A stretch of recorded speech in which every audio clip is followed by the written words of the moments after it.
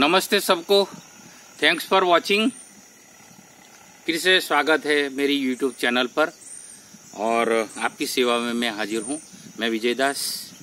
आज लॉकडाउन का ये 5वें लॉकडाउन का 26 जून है, 26वां दिन है और ये लॉकडाउन 5 है, लेकिन अनलॉक भी नाम दिया गया है कि धीरे धीरे फ्री हो जाए सब।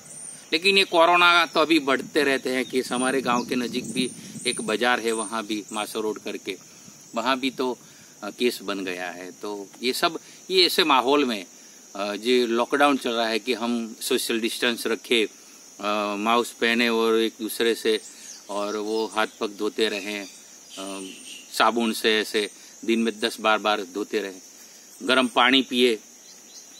वो ऐसे थोड़ा हमारा सेफ्टी के लिए करे, किसी को मिले ना मिले तो हाथ जोड़े, 3-4 फुट 5 फुट का अंतर रखे, 5 व्यक्ति इकट्ठे ना हो जाए कहीं पर। ऐसा जो हमारा नियम बनाया है सरकार ने और वो उसका हम पालन करें। तो ये 26 जून 2020 का दिन मैं जो नीति शास्त्र पर चाणक्य नीति के बारे में बोल रहा हूँ। तो अभी मैंने थोड़ी देर पहले वीडियो बनाया था, लेकिन उसके ऊपर मुझे बोलना था थोड़ा, लेकिन एक काम निकल गया। तो क्योंकि मेरा एक कर्म है यहाँ जो मेरे फार्म पर, पंचवटी फार्म है ये, मैं विजय दास, तो उसके ऊपर मुझे बोलना था आज ज़्यादा, क्योंकि जैसा हमारा माइंड सेट हो जाता है ऐसा ही हमारा भविष्य बनता है। आचार्य चाणक्य ने जो चाणक्य नीति लिखी है, वो नीति में स्पष्ट रूप से कर्म का ही प्रधानता बताई, और जो नीति उसी को कहते हैं। जो प्रारब्धवादी होते हैं वो अनित्य के मार्ग पर चलने लगते हैं, क्योंकि जो होगा प्रारब्ध में होगा वो होगा। तो उसके बाद में आलस आ जाती है और बाद में दिमाग में ऐसे विचार आते हैं कि मैं कुछ करूँ ना और पा जाऊँ, कुछ करूँ ना और पा जाऊँ, कुछ करूँ ना और मुझे मिल जाए। तो उसके लिए वो अनिति करेगा और बाद में जो लूटपाट होती है, दूसरों को ठगने की बात होती है, ये सब बाद में निकलता है।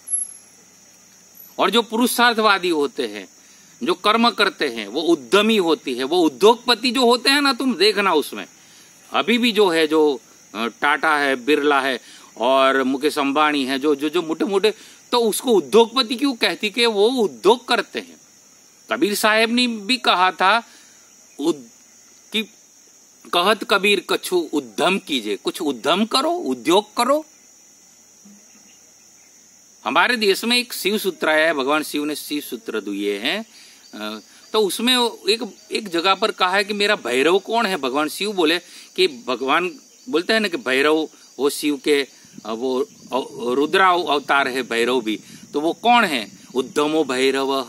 भगवान शिव ऐसे बोले मेरा जो भैरव है वो कौन है? उद्यम, जो नीति के मार्ग पर चलने के लिए उद्यम करता है, जो नीति के मार्ग पर पैसा प्राप्त करने के लिए जो पुरुषार्थ करता है, उसको उद्यम बोलते हैं, उसको उद्योग बोलते हैं। और उद्योग के बगैर लक्ष्मी नहीं मिलती है, लक्ष्मी आती नहीं है उद्योग के बगैर।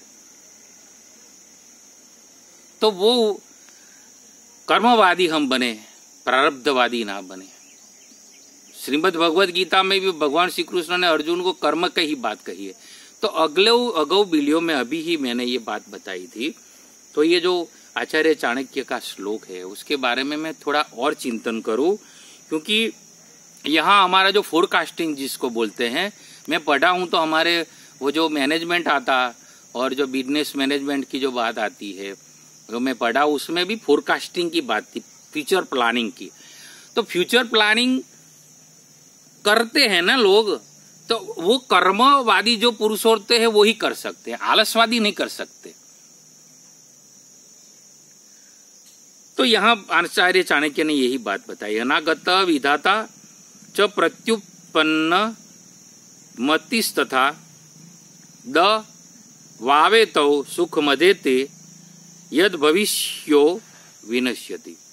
जो भविष्य और प्रारब्ध के वसात बैठा रहता है, जो नसीब के सहारे जो बैठा रहता है, वो बर्बाद हो जाता है। बिल्कुल लाल बत्ती धरी है, वो बर्बाद हो जाता है। और जो लोग असफल हुए हैं ना दुनिया में, जो बर्बाद होते हैं, जो असफल होते हैं, तो देखना कि वो प्रारब्ध को ज्यादा मानते हैं। नसीब को मानते हैं, सितारों को मानते हैं कि ग्रहों की दशा के आधार पर हमारा जीवन चलता है, ग्रह की दशा ये है वो है। ज्योतिष शास्त्र सत्य है, उसके पास पूरा विज्ञान है, लेकिन वो सच्चा ज्योतिष बताने वाले करोड़ों में से एक मिलता है, सच्चा ज्योतिष बताने वाला, तो उसके सहारे चले जाते हैं। और देखो राशि के अनुरूप जो हमारा जीवन चलता है, वो सुबह सुबह में राशि पेपर में भी, न्यूज़पेपर में आती है कि आज ये राशि वालों का ये होगा।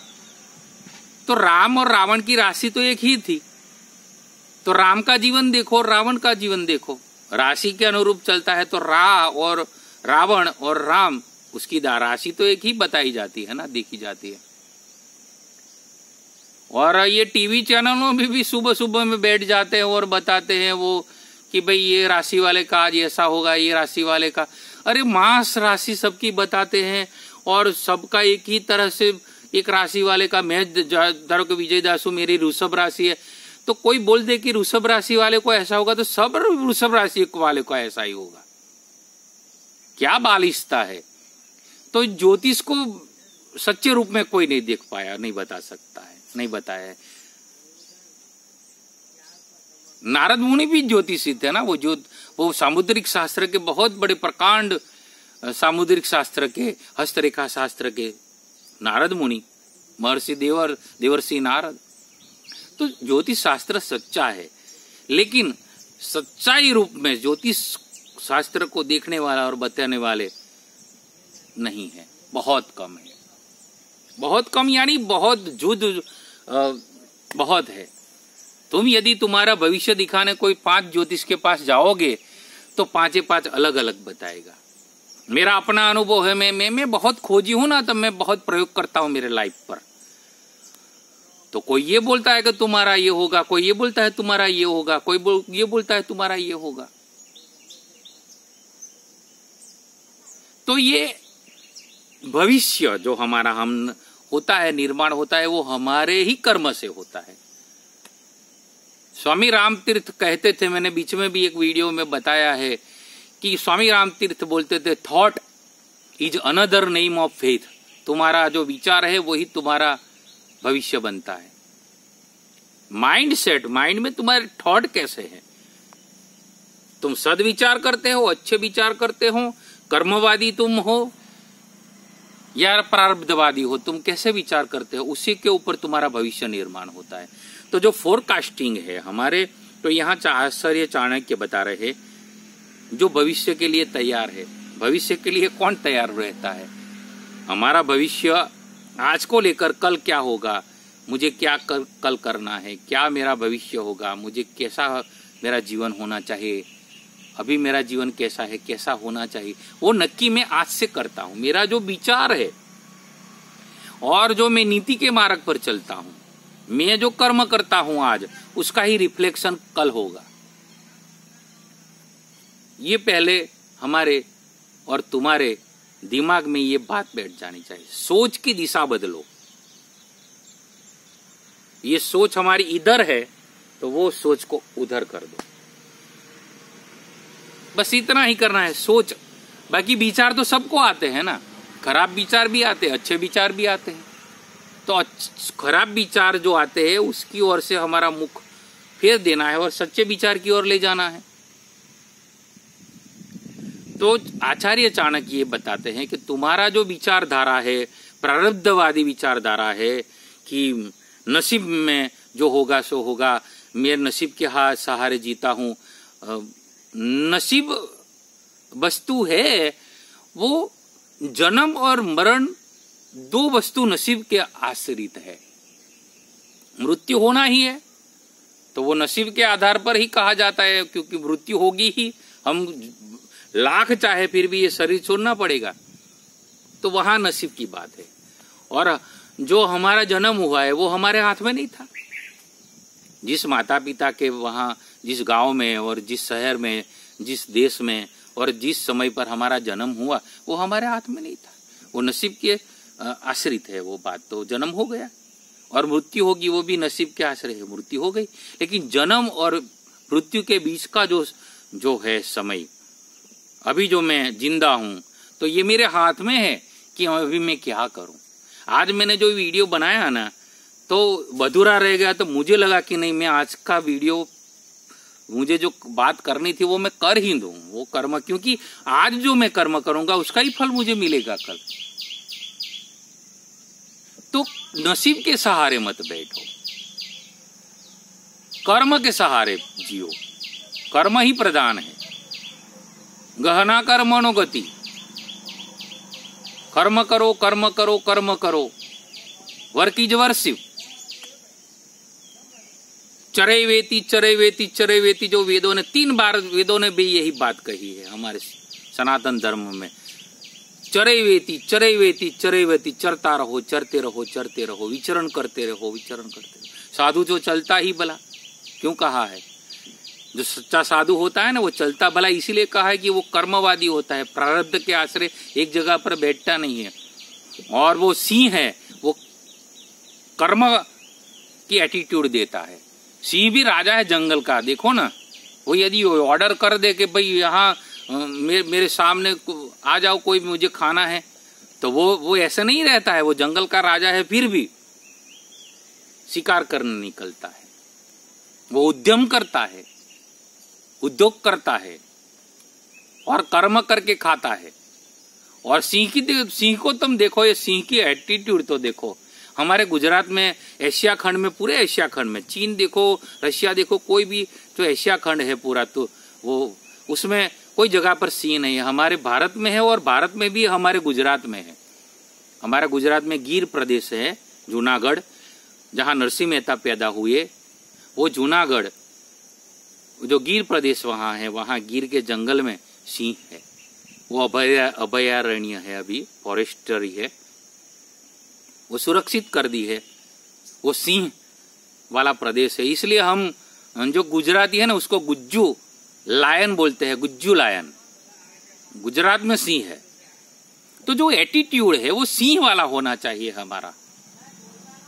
तो कर्म करके ही हमको खाना है, कर्म करके ही हमको पैसे कमाने हैं, कर्म करके ही हमको नीति के मार्ग पर चलना है। और जो कर्म नहीं करते हैं वो अनीति के मार्ग पर चलते हैं। जो प्रारब्धवादी है वो अनीति के मार्ग पर चलते हैं। वो ऐसा ही करते हैं कि अनीति करे और कुछ ना करे और कुछ पाए, कुछ ना करे और कुछ पाए। ऐसे 90% लोग हैं दुनिया में। 99% में तो बोल दूं, 90% तो है ही। उसमें से हमको बाहर निकलना है, भाग्यवाद में से निकलना है। हमारी विचारधारा कर्म की ही विचारधारा होनी चाहिए, तब हम नीति के मार्ग पर चल पाएंगे। तो यहाँ आचार्य चाणक्य यही बताते हैं कि जो भविष्य के लिए तैयार है और जो किसी भी परिस्थिति को चतुराई से निपटता है, किसी भी परिस्थिति को चतुराई से निपटता है, कोई भी परिस्थिति हो, ठंडी, गर्मी, चाहे कोई भी बारिश हो, चाहे सुख हो, चाहे दुख हो, चाहे कोई हमारा अपमान कहे, चाहे कोई हमारा कितना भी मान करे, कोई भी परिस्थिति हो, ये बात है यहाँ। सुखे दुखे, लाभा लाभव, जया जयव। चाहे हम कोई कर्म करते निष्फल हो जाए, हो सकता है ना, क्योंकि कर्म करते करते कभी वो निष्फल भी होते हैं, तो निष्फलता में से भी बाद में कर्म करते हैं और आगे बढ़ते हैं। और सफलता का राह निष्फलता के राह जरिए ही निकलता है। कभी डिप्रेस मत हो, कभी विषाद में मत आओ। अर्जुन को जब विषाद हो गया तो भगवान श्री कृष्ण ने गीता क्यों कहनी पड़ी? इसलिए कही है। गीता हमको कर्मवादी ही बनाती है। हमारा धर्म ग्रंथ गीता है, और गीता में कहा है वही इसलिए कहा है, कर्मण्येवाधिकारस्ते मा फलेषु कदाचन। कर्म का तेरा अधिकार है, वो तू कर्म कर। और कर्म योद्धा बनना है हमको, डरना किसी से नहीं है, युद्ध करना है, कर्म का युद्ध करना है। तो ये बात है, कोई भी परिस्थिति में चतुराई से निपटता है वो कर्मवादी। और जो भविष्य के लिए तैयार है, जो भविष्य के लिए तैयार है, जो होगा सो देखा जाएगा, भविष्य की चिंता मत करो, भविष्य के लिए फोरकास्टिंग करो, अभी से कर्म ऐसे करो, अभी से ऐसे विचार करो, तुम्हारा माइंड सेट ऐसा बना दो यार, माइंड सेट के बारे में तो बहुत ही चिंतन हो रहा है अभी आधुनिक काल में, मॉडर्न टाइम में। और फोरकास्टिंग के बारे में, टाइम मैनेजमेंट के बारे में बहुत ही चिंतन हो रहा है। क्यों हो रहा है? तो ये इसकी शुरुआत आज से होगी, अभी से होगी। अभी से हमारा जो कर्म है, हमारा बोलना है, हमारा सोचना है, हमारा देखना है, हमारा सुनना है, वो सब हमारा सेटिंग, टाइम मैनेजमेंट ऐसे करना है, हमको ऐसे ही करना है कि भविष्य हमारा सुधर जाए। हमारे हाथ में है ये कर्म करना। और जो आदमी नसीब के सहारे चलता है वो बर्बाद हो जाता है। तो हम तुम्हें ये सुनना है कि तुमको बर्बाद होना है, तुमको सफल होना है या निष्फल होना है, तुमको आबाद होना है या बर्बाद होना है। यदि जो आबाद होना है तो कर्म को प्रधान मानो। तुम राजा बन जाओ और तुम्हारा प्रधान कौन है? कर्म को प्रधान बनाओ। मेरे राज्य का मैं राजा हूं, मेरे स्वराज्य का मैं राजा हूं और मेरा प्रधान मेरा कर्म है। मेरा कर्म जो मेरा प्रधान करेगा वही ऐसे मेरा राज्य चलेगा। ये एक मनोराज्य की बात है, स्वराज्य की बात ऐसा भी चलती है कि स्वराज्य, स्व का राज्य, और स्व से जो कर्म होता है वो हमारा धर्म, वो कर्म है, वो हमारा प्रधान है। और वो प्रधानमंत्री निर्णय लेते हैं सब। जैसे हमारे प्रधानमंत्री अभी देश में नरेंद्र मोदी जी है, तो वो जो निर्णय लेते हैं वो देश मान्य रखता है। क्यों रखता है? कि हमारा प्रधानमंत्री है, वो राजा नहीं है। देखो, ये गलतफहमी में मत रहना। लोकशाही में हम लोग ही राजा है सब। मैं हूं राजा, तुम हो राजा, सब राजा है। स्वराज्य को पहचानो, हम सब राजा है, हम सब राजा है। स्व का राज्य आवे और हमारा कर्म हमारा प्रधान है। ये जो प्रधान राष्ट्रपति चुनते हैं, राष्ट्र प्रधान जो हमारे राष्ट्र के प्रधानमंत्री, उसको चुना है, हमने चुना है, देश वालों ने, हमारे वोट से ही बने हैं। और लोकशाही की प्रक्रिया है कि जो बहुमति होती है तो वो पार्टी और वो जो व्यक्ति है वो प्रधान होता है। वो ऐसे पार्टी से देश चलता है। लेकिन प्रधान वो है हमारे, हम जो है, जो देशवासी है, जो पूरे मैं और तुम, ये सब। तो जो लोकशाही ऐसे चलती है ना, लोकशाही की मजा भी यही है कि हम स्वतंत्रता से सोच सकते हैं।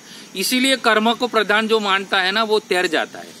लोकशाही में ऐसा भी बोला जाता है, मारे तेनी तलवार। हमारे गुजरात में एक कहावत है ऐसी कि मारे तेनी तलवार, जो मारता है उसकी तलवार। यानी कि खुले मैदान की बात है ना, तलवार पड़ी है, तुम हाथ में ले लो तो तुम्हारा कर्म युद्ध शुरू। मारने की यहाँ बात नहीं है, ये दूसरे को मारने की, ये तलवार की बात नहीं है। लेकिन कर्म युद्ध जो करते हैं, यानी मारे तेनी तलवार, यानी कि हमारे हाथ की बात है। हम कर्म जैसा करेंगे ऐसा हमको फल मिलेगा। और लोकशाही में कर्म करने की हमको स्वतंत्रता है, बोलने की स्वतंत्रता है, सोचने की स्वतंत्रता है।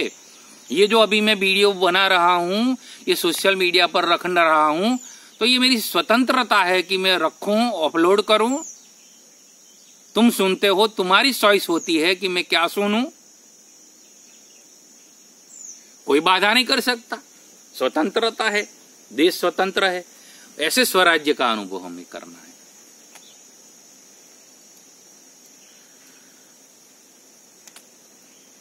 तो तुम नक्की करो कि तुम्हें बर्बाद होना है या आबाद होना है। हमारे देश को हमें बर्बाद करना है या आबाद करना है, वो हमारे हाथ में है। हम, तुम और सब के हाथ में है। और मैं सबको इसलिए साथ में लेकर चलता हूं। और मैं इसलिए सब्सक्राइब करना चाहता हूं कि मेरे सब्सक्राइब को ज्यादा हो जाए। थोड़ा तो ये लोभ तो है, लेकिन इसलिए है कि ज्यादा से ज्यादा लोगों तक ये संदेश आप पहुंचे कि जो ये मैं बोल रहा हूं, मैं तुम्हारी ही भाषा बोल रहा हूं, सबकी भाषा बोल रहा हूं, सब देश की भाषा बोल रहा हूं। हम लोकशाही में जिंदा है। हम भारत बन जाए, भारत हमारा बन जाए, हमारे में भारत पूरा आ जाए। भगवान श्री कृष्ण ने अर्जुन को एक जगह पर बोला है, अर्जुन को ऐसे बोला है, भारत ऐसा बोला है। अर्जुन का एक नाम भारत भी है। तुम गीता में देखना, जो गीता के अध्ययन करते उसको मालूम होगा कि अर्जुन को एक जगह पर भगवान श्री कृष्ण ने भारत कहा है। हे भारत, अर्जुन, अर्जुन को भारत। एक पूरा प्रदेश। हाँ, तो हम भी भारत, हम भारत देश में जन्मे, हम भी भारत। ऐसे हमारे में पूरी भावना देश की आ जानी चाहिए और देश के उद्धार के लिए हम सब साथ मिलके भारत हो जाए, भारत माता की जय। और ऐसे राष्ट्रवादी बने, प्रारब्धवादी ना बने, पुरुषार्थवादी बने। और मैंने बीच में भी कहा कि जो भक्ति हमको जो पानी है, हमको जो भक्ति करनी है परमात्मा की, वो राष्ट्र भक्ति के बगैर नहीं होगी। राष्ट्र भक्ति प्रथम है, स्वामी विवेकानंद ने कहा है। राष्ट्र धर्म प्रथम है, राष्ट्र की नीति प्रथम है। नागरिक शास्त्र क्यों बनाया जाता है? हम जब छोटे थे पढ़ते थे, क्योंकि हम नागरिक है। लोकशाही में हमको ये प्रथम तो ये भान होना चाहिए ना,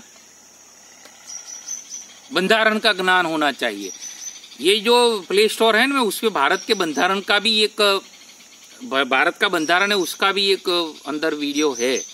प्ले स्टोर में से हम डाउनलोड कर सकते हैं भारत का बंधारण।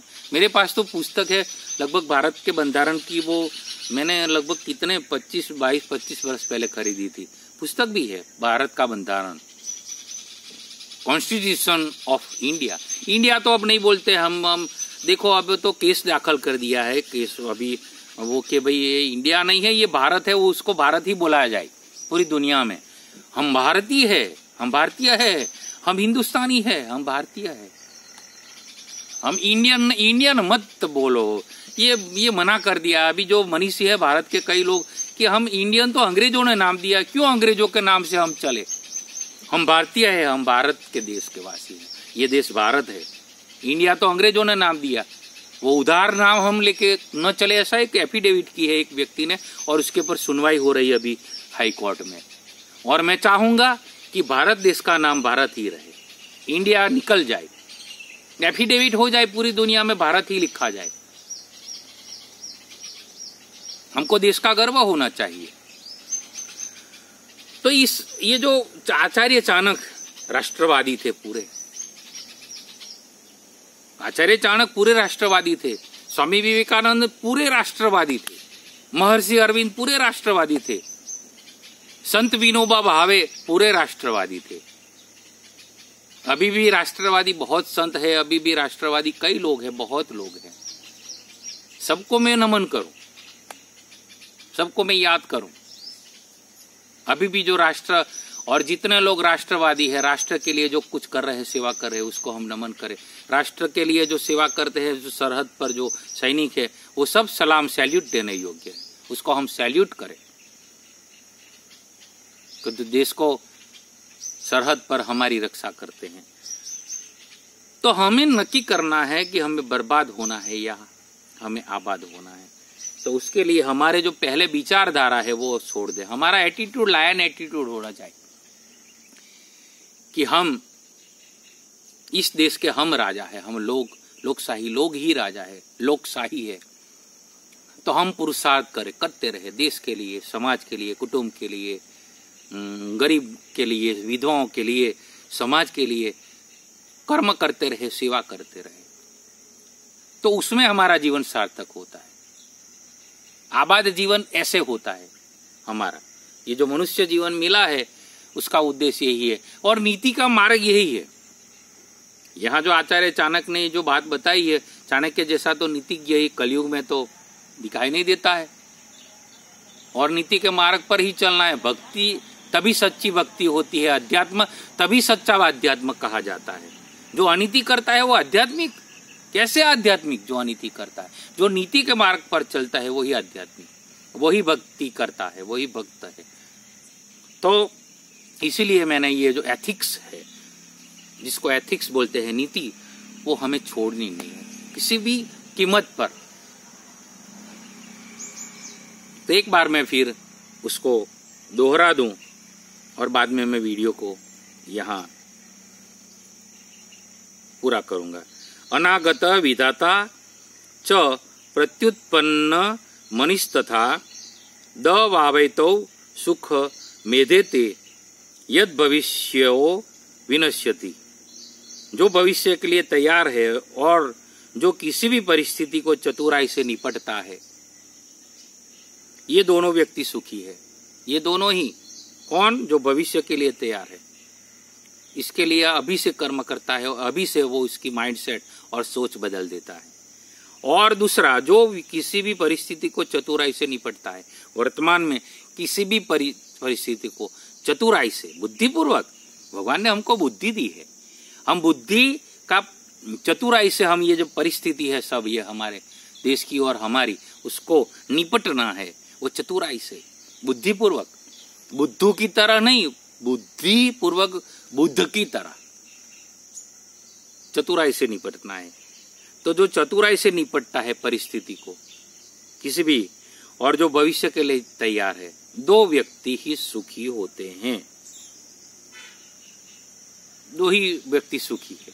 सुख की व्याख्या एक तरह से ये यहाँ आचार्य चाणक्य बता रहे हैं। और दुखी कौन है और बर्बाद कौन है? जो आदमी सिर्फ नसीब के सहारे चलता है, नसीब के सहारे ही चलता है, वो बर्बाद होता है, दुखी होता है, डिप्रेस हो जाता है। तो ये बात आज मुझे चाणक्य नीति के बारे में बतानी थी, और आचार्य चाणक्य ने जो ये बात बताई है, तो ये बात मुझे आज बतानी थी, और ये वीडियो मैंने इसीलिए रखा है। और thanks for watching, love you all, be happy, be alive, सुखी रहो, निरोगी रहो और कर्मवादी बनो।